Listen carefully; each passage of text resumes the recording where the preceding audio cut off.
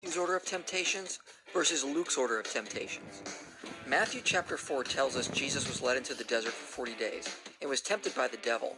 First he was tempted to turn rocks into bread, and then he was tempted to throw himself off the temple, and finally he was tempted with all the kingdoms of the world.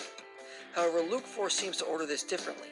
He says Jesus was first tempted by turning rocks into bread, and then he was tempted with all the kingdoms of the world, and finally he was tempted to throw himself off the temple.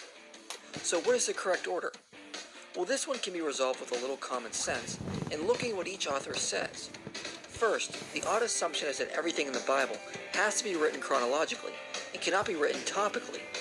But this does not even have to be the case by our own modern standards. In our own history textbooks, ancient history will often be written topically and not strictly chronologically. For example, we will often read a section about the entire history of Egypt, and then in the next section we will read about the history of China. But this does not mean the history of China started after the history of Egypt wrapped up. It means the author arranged different times topically in order to avoid confusion. We also do this in our everyday lives. Someone may ask you what you did on vacation, and you may respond by listing the highlights, but not in an actual chronological order. In the same way, Luke or Matthew can list the temptations of Jesus, but do it topically and not chronologically.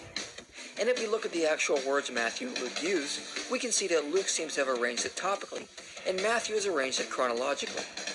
In Encyclopedia of Bible Difficulties, Gleason Archer notes Matthew uses time-ordering words like then in between each temptation, whereas Luke simply uses the word and.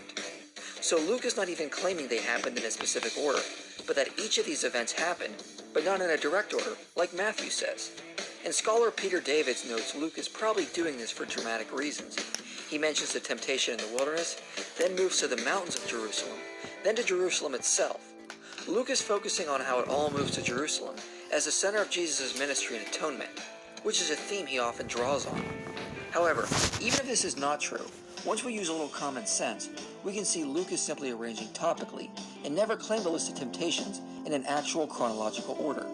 Thus, this supposed contradiction can be resolved.